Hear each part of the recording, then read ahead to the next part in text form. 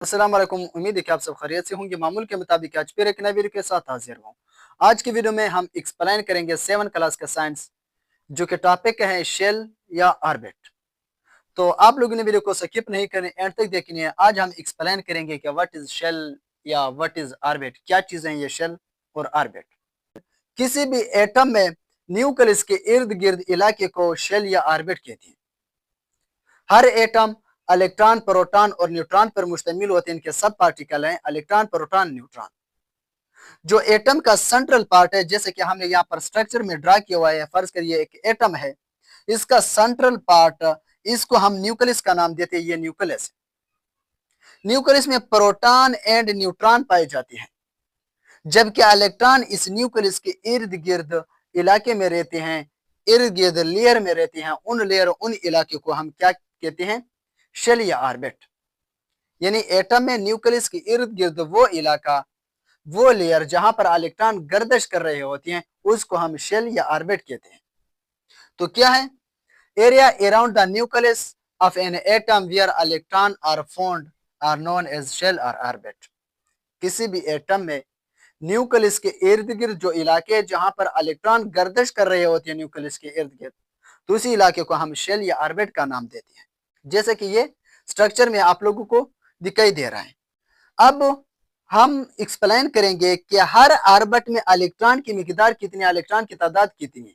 क्या हर ऑर्बिट में इलेक्ट्रॉन की तादाद एक जैसे या मुख्तलिफ है, या तादाद कितनी कितनी है, हम इसको कैसे मालूम कर सकते हैं? इसको मालूम करने के लिए हम एक फार्मूला इस्तेमाल करते हैं। उस फार्मूले के जरिए हम मालूम कर सकते हैं कि पहले शेल में कितने इलेक्ट्रॉन है, दूसरे शेल में, तीसरी, चौथे शेल में कितने इलेक्ट्रॉन है। तो वो फार्मूला है 2n⁻²। इसी फार्मूले के जरिए हम मालूम कर सकते हैं कि पहले शेल में कितने इलेक्ट्रॉन होंगे, दूसरे शेल में, तीसरे शेल में, तीसरे, चौथे शेल में कितने इलेक्ट्रॉन होंगे। तो ये फार्मूला हम अप्लाई करते हैं। ये जो न्यूक्लियस है, न्यूक्लियस के साथ वाले शेल को हम शेल नंबर 1 का नाम देते हैं। आउटवर्ड फ्रॉम द न्यूक्लियस हम इसी की नंबरिंग को काउंट करते हैं। ऐसा नहीं है कि 1 2 3 4 पहला, दूसरा, तीसरा, चौथा, न्यूक्लियस की नहीं, बल्कि न्यूक्लियस से बाहर की तरफ हम इसकी तादाद को काउंट करना शुरू कर देते हैं। जो फर्स्ट शेल है वो न्यूक्लियस के सबसे करीब होगा, उसके बाद सेकेंड शेल, थर्ड, फोर्थ, इस तरह आउटवर्ड फ्रॉम द न्यूक्लियस हम इसको काउंट करते हैं।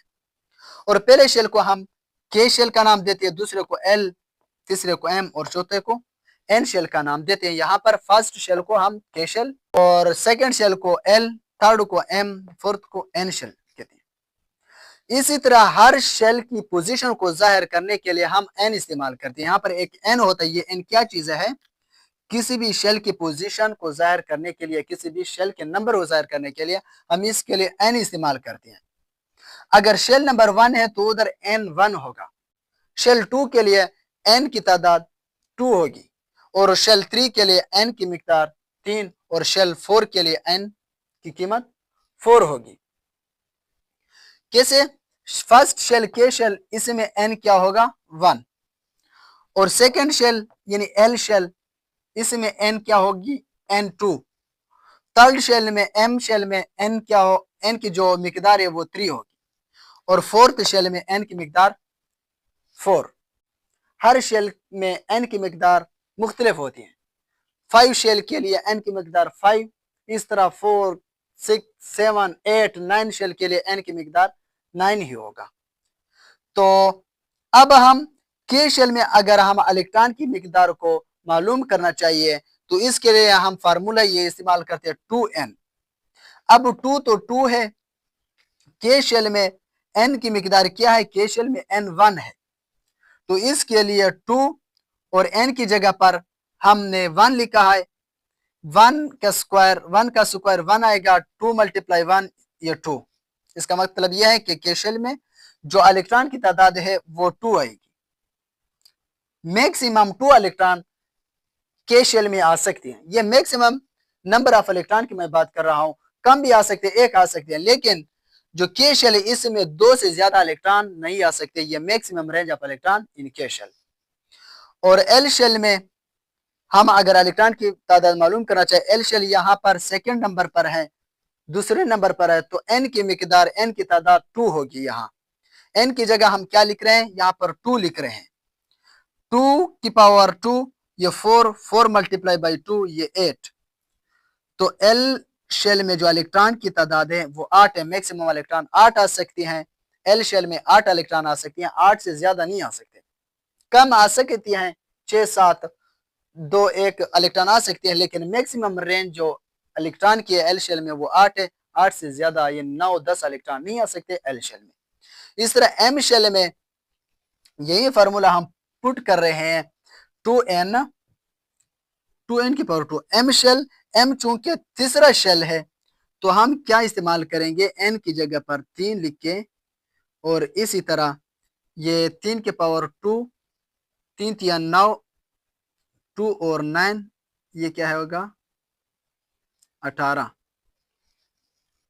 एम शेल में इलेक्ट्रॉन की तादाद क्या है 18 इलेक्ट्रॉन आ सकती हैं एम शेल में। मैक्सिमम सबसे ज्यादा इलेक्ट्रॉन 18 आ सकती हैं, कम आ सकते हैं लेकिन 18 से ज्यादा इलेक्ट्रॉन नहीं आ सकते एम शेल में। एन शेल में 2n की पावर 2 लिख लिया, n की जगह हम 4 लिख रहे हैं क्योंकि n शेल चौथे नंबर का शेल है, तो यहाँ पर हम 4 लिख रहे हैं। 4 की पावर 2 तो ये 4 4 16, 16 मल्टीप्लाई बाई 2 तो इसकी आंसर आएगी क्या, इसका आंसर 32 इलेक्ट्रॉन आ सकते हैं एन शेल में।